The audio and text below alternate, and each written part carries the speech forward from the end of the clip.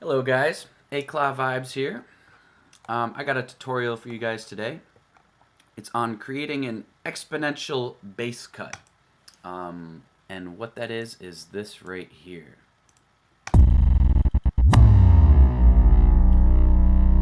So basically what I'm going to teach you how to do is first create an exponential rhythm, which looks something kind of like this. And then secondly, I'm going to teach you how to make that little bass drop right there that we got. So let's get to it, shall we? First, I'm just going to clear all this out.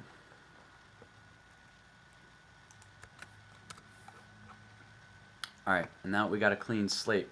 I'm going to teach you how to create an exponential rhythm. Real quick, just because it's kind of needed. I could do a whole nother lesson on this in the future, going more in depth on a mathematical approach to this whole thing.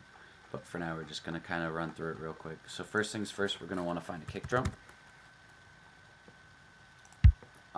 Usually, more organic kick drums work the best.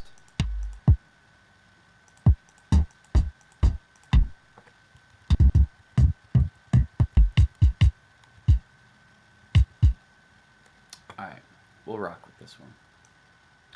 Why not? We're going to click it. Going to hit warp. We're going to stretch this thing out all the way as far as you can go. 999. Then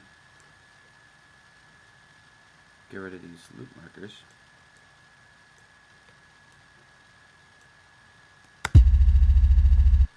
Alright, so that sounds good so far. So what we're going to do is we're going to go to our envelopes over here. If you don't have it open, just hit this E. That'll open up your envelopes. Go ahead and hit grain size modulation. And we're going to go over here. We're going to click on texture. Just go ahead, create a little warp marker up here. And drag this all the way down. And basically what we're going to do is mess with it until we get something that sounds like a basketball dropping.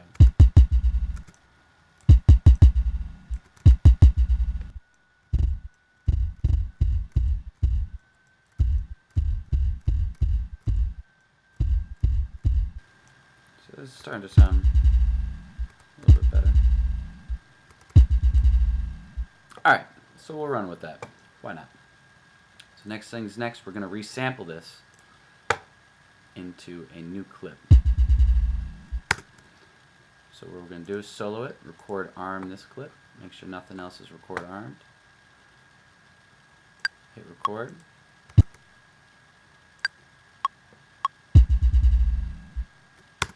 Perfect. So we can go ahead, delete this clip. Go into this guy, reverse it,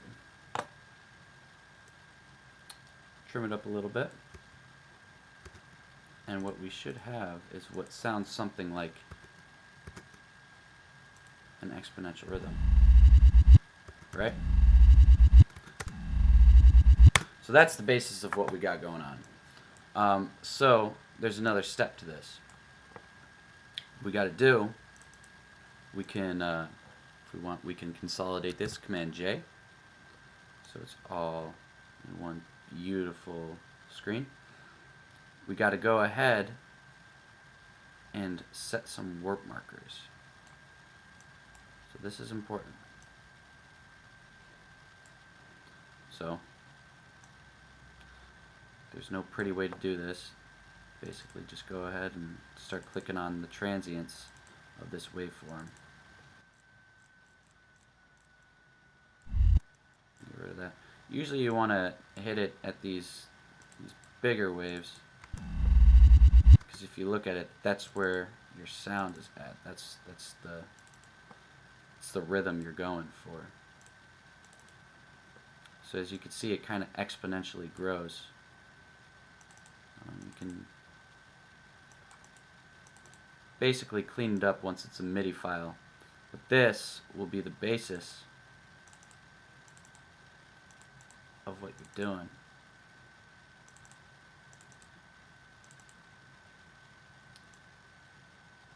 Alright, so that looks pretty good to me. I'll add one right here just for good measure. So now, what we want to do, come here, we're going to want to extract the groove.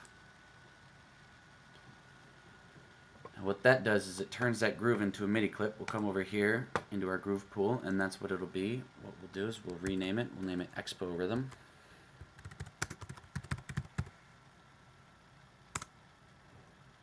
And I'm going to save that just because it's a nice sounding one. And we'll open up a new MIDI track, Command Shift T. We'll drop it in.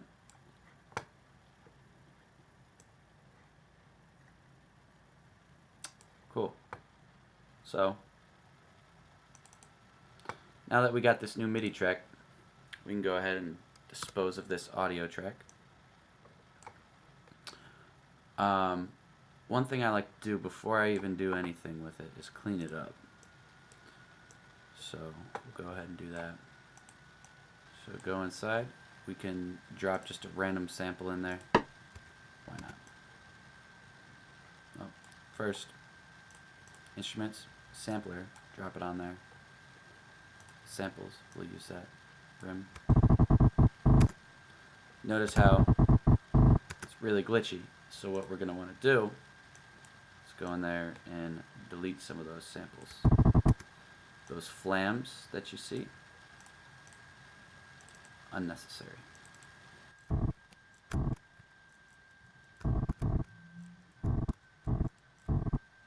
Another thing I like to do, make sure your starting point is accurate.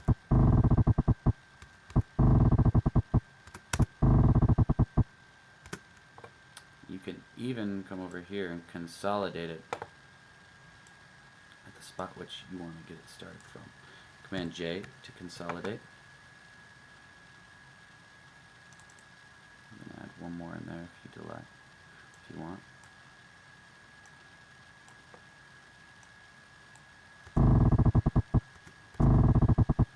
Okay, so that sounds pretty good.